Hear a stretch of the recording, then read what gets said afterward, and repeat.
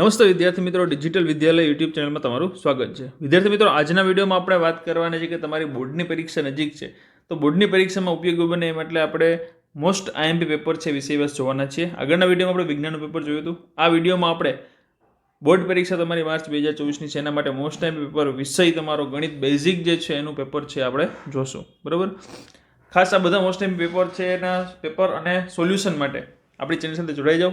ચેનલમાં તમે નવા હો અને ચેનલને સબસ્ક્રાઇબ ન કરી હોય તો આપણી ચેનલ છે એને સબસ્ક્રાઇબ કરી નાખો અને બાજુમાં જે બેલ આઇકન છે એ દબાવી દો, જેથી કરીને જેવો પણ વિડીયો તરત તમારા સુધી પહોંચી જાય. બરાબર, ચાલો, કુલ 80 ગુણનું પેપર અને સમય તમારો 3 કલાક છે. બેઝિક અને સ્ટાન્ડર્ડ બે આ વખતે એક જ દિવસે પેપર છે, એટલે બંનેના મોસ્ટ ટાઈમ પેપર્સ આપણે મૂકવાના છીએ. પેપર જોઈ લે ત્યારબાદ સોલ્યુશન છે એ પણ આપણે જોશું. તમને ખ્યાલ છે તે પ્રમાણે તમારો વિભાગ એ છે 24 માર્કનો થઈ ગયો છે. બરાબર, એક માર્કના તમારે 24 ક્વેશ્ચન છે. ખાલી જગ્યા, ખરા ખોટા, શોર્ટ ક્વેશ્ચન બધા એમાં ઇન્ક્લુડેડ હશે. તો પેલું છે કે સમીકરણ યુગ્મનો અનન્ય ઉકેલ મળે તે માટેની શરત. જો અનન્ય ઉકેલ છે, હવે અનન્ય ઉકેલ એટલે શું? તો કે અનન્ય ઉકેલ એટલે કે એક ઉકેલ. અનન્ય એટલે કે માત્ર એક જ ઉકેલ. તો માત્ર એક જ ઉકેલ હોય તો છેદતી રેખાઓ એમાં મળે, એટલે કે એના માટેનો જે શરત જે છે એ કઈ છે? તો કે a1 ના છેદમાં a2 is not equal to b1 ના છેદમાં b2. એટલે આન્સર તમારો આવશે બી. આન્સર આ બી. a1 ના છેદમાં a2 ઇઝ નોટ ઇક્વલ, એ આન્સર તમારો આવશે. બરાબર, એટલે આ શરત જેમાં પાલન થતી હોય એમાં આવશે. બરાબર, તમારે હવે એક છેદતી રેખા, પછી બીજી આવે સંપાતી ને ત્યારબાદ આવે સમાંતર. હવે સંપાતી રેખામાં શું આવે? તો કે a1 ના છેદમાં a2 is equal to b1 ના છેદમાં b2 is equal to c1 ના છેદમાં c2. ત્રણે ત્રણ સરખા હોય તો શું હોય? એ રેખા સંપાતી. સંપાતી એટલે કે આ રેખાને અનંત ઉકેલ હોય, અને જેને ઉકેલ જ નથી, એકેય ઉકેલ નથી, તેવી સમાંતર રેખા. એટલે કે a1 ના છેદમાં a2 is equal to b1 ના છેદમાં b2 is not equal to c1 ના છેદમાં c2. c1 ના છેદમાં c2 છે સરખું થાય નહીં, એટલે માત્ર આ જ બે ઇક્વલ હોય તો કેવી રેખા હોય? તો કે એ રેખા છે સમાંતર રેખા હોય, એટલે કે એને એક પણ ઉકેલ હોય નહીં. બરાબર, ખાસ આ વસ્તુ ધ્યાને રાખવાની છે. ત્યારબાદ છે બીજો ક્વેશ્ચન કે દ્વિઘાત સમીકરણ 9x વર્ગ - 16 0 ના વિવેચકની કિંમત. વિવેચક આપણે શોધતા આવડે છે d બરાબર b² - 4ac. આ સૂત્રનો ઉપયોગ કરીને વિવેચકની કિંમત છે ખાસ કોમેન્ટમાં જણાવો. ત્યારબાદ છે કે જે સમાંતર શ્રેણીનો સામાન્ય તફાવત 5 હોય તે શ્રેણી માટે a18 - a13 બરાબર શું થાય? સામાન્ય તફાવત એટલે d બરાબર તમને 5 આપેલું છે, a18 અને a13 આ બંને આપણે શોધવાના છે.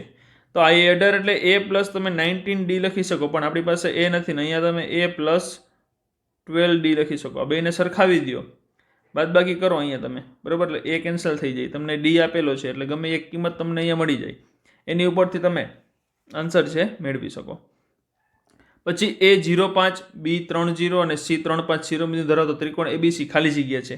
સમદ્વિબાજુ છે, લઘુકોણ છે, ગુરુકોણ છે કે કાટકોણ છે? બરાબર, ખાસ કોમેન્ટ કરજો. ત્રિકોણમિતિ નિત્યસમ કયું સાચું છે?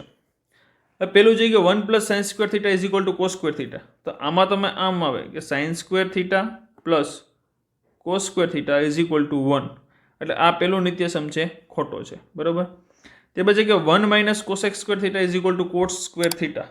તો અહીંયા આમ આવે 1 + cot² θ is equal to cosx² θ. બરાબર, તો અહીંયા cot² આમ કરીએ તો માઇનસ થાય, પણ આ વિધાન પણ ખોટું છે. પછી sin² θ plus cos² θ is equal to 1 થાય, એટલે આ વિધાન ખોટું છે. એક આ જો 1 + tan² θ is equal to sec² θ. બરાબર, આ વિધાન સાચું છે, આન્સર આવશે એમાં બી.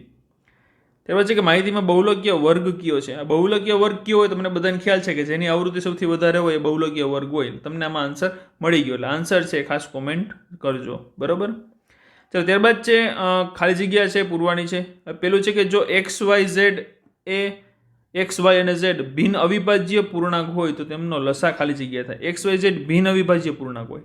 જો ભિન્ન અવિભાજ્ય પૂર્ણાંક હોય તો લસા શું થાય તમને બધાને ખ્યાલ જ છે. બરાબર, ત્યારબાદ છે કે ત્રિઘાત બહુપદી છે ax² + bx² + cx + d ના શૂન્યનો ગુણાકાર આલ્ફા × બીટા × ગેમા. આ શૂન્યનો ગુણાકાર જે છે, તો ગુણાકાર માટે આપણે ખ્યાલ છે કે -d/a. બરાબર, ત્યારબાદ છે કે 3 સિક્કા એકી સાથે ઉછાળવામાં આવે તો મળતા મહત્તમ અવલોકનોની સંખ્યા ખાલી જગ્યા છે. 3 સિક્કા એક હારે ઉછળે તો કેટલા પરિણામ મળે? બરાબર, તો ખાસ આ આન્સર પણ કોમેન્ટ કરવાનો છે. પછી tan 0 + cot 45, તો tan 0 એટલે 0 અને cot 45 એટલે 1, એટલે આન્સર શું આવશે? 1. બરાબર, ત્યારબાદ છે કે વર્તુળની બહારના કોઈ શિરોબિંદુ કોઈ બિંદુમાંથી વર્તુળને વધુમાં વધુ ખાલી જગ્યાએ સ્પર્શક મળે. બહારના બિંદુમાંથી કેટલા સ્પર્શક મળે? એક જ સ્પર્શક મળે. બરોબર. વર્ગ 30 થી 40 ની મધ્ય કિંમત ખાલી જગ્યા છે 30 થી 40 એટલે જે અધસીમા વત્તા ઉર્ધ્વસીમા એને ભાગ્યા 2. 40 ને 30 70 ભાગ્યા 2 એટલે શું થશે? 35. બરોબર. ચાલો ત્યારબાદ છે વિધાન ખરા ખોટા જણાવવાના છે.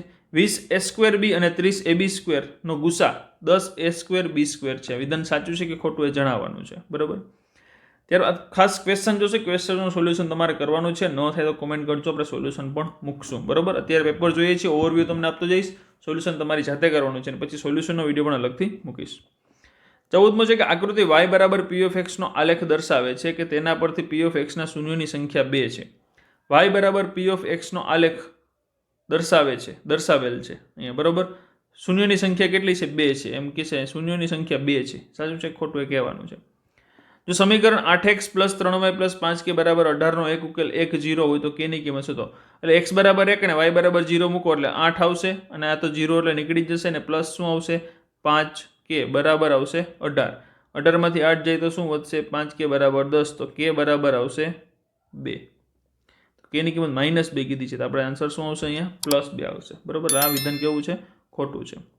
જો p(a) બરાબર 3/10 તો p(a) બરાબર 10/3. સાચું છે ખોટું એ કહેવાનું છે. બરોબર. ચાલો એક શબ્દમાં જવાબ આપવાનો છે. એવા ક્વેશ્ચન છે કે જેના પ્રથમ બે પદો અનુક્રમે -3 અને 4 હોય તે સમાંતર શ્રેણીનું 10મું પદ શોધો. પ્રથમ બે પદ એટલે a અને a2 આપેલા છે, a1 ને a2 -3 પછી છે 4. તો 10મું પદ શોધો એટલે a10 શોધવાનું છે. 10મું પદ શોધવું હોય તો a10 બરાબર a + 9d.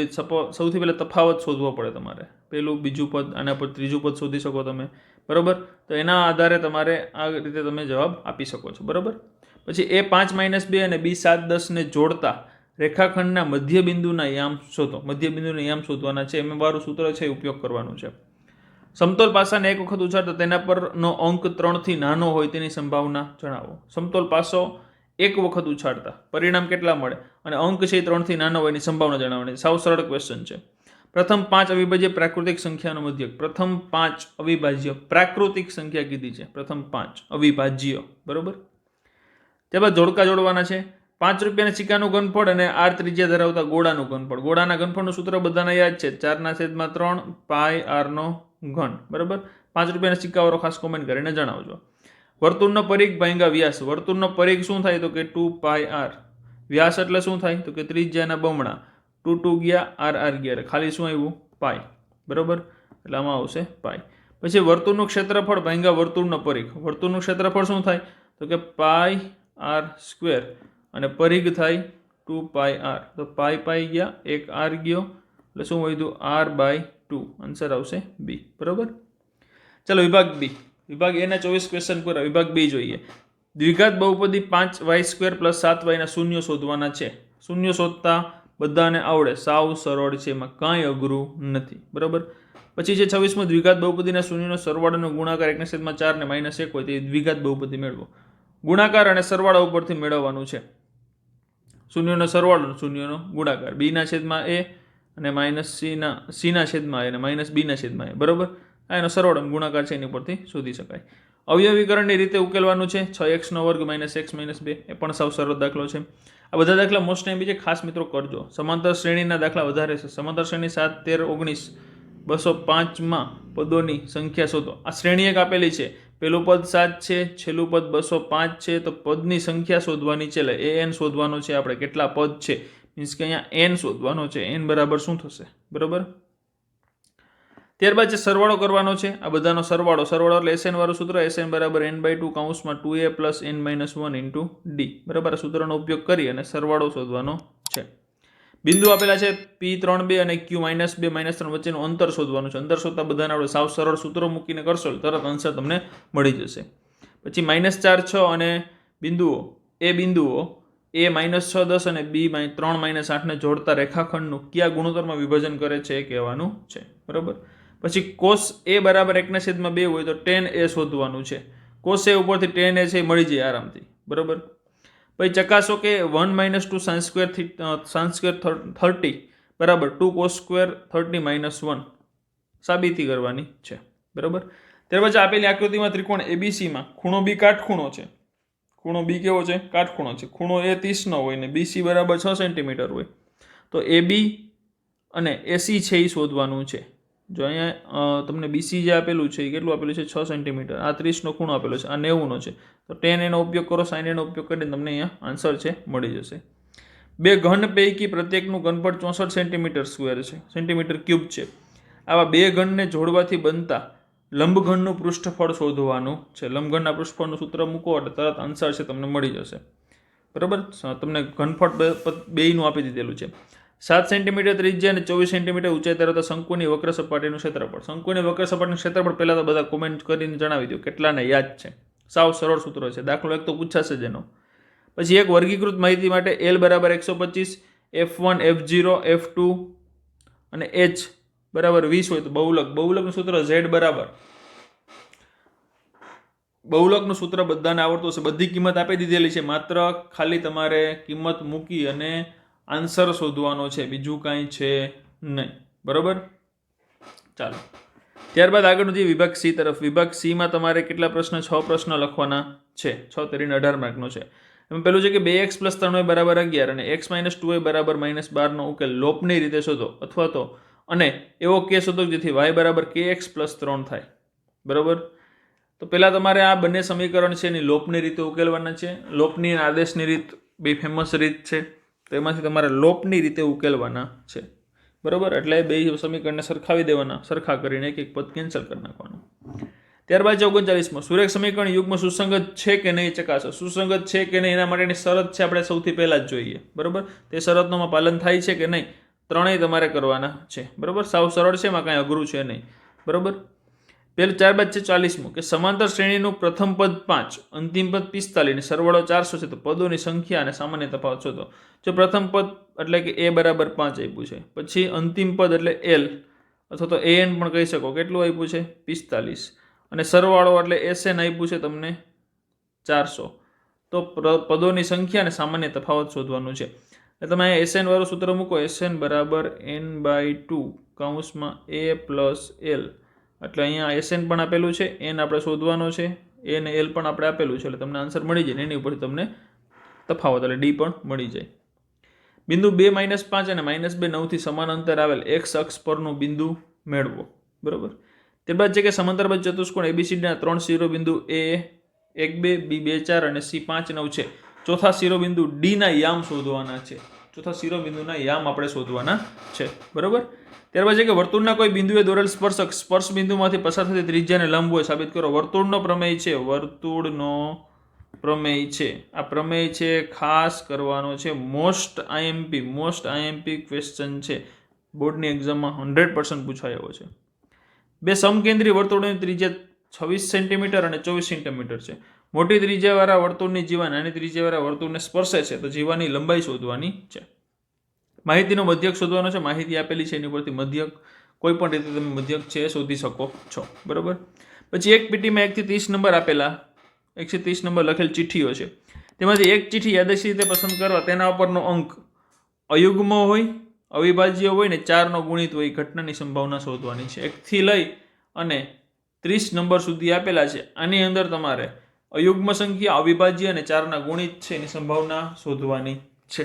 બરાબર, ચાલો ત્યારબાદ આગળ વધીએ આપણે વિભાગ ડી તરફ. તો વિભાગ ડીમાં તમારે કોઈ પણ 5 પ્રશ્ન લખવાના છે. 8 આપેલા છે, એમાંથી 5. સૌથી પહેલા છે થેલ્સનું મૂળભૂત પ્રમેય, સમપ્રમાણતાનું મૂળભૂત પ્રમેય. બરાબર, આ મોસ્ટ IMP પ્રમેય છે. આ પ્રમેય 100% હશે, વર્તુળનો ના બે તો હશે જ.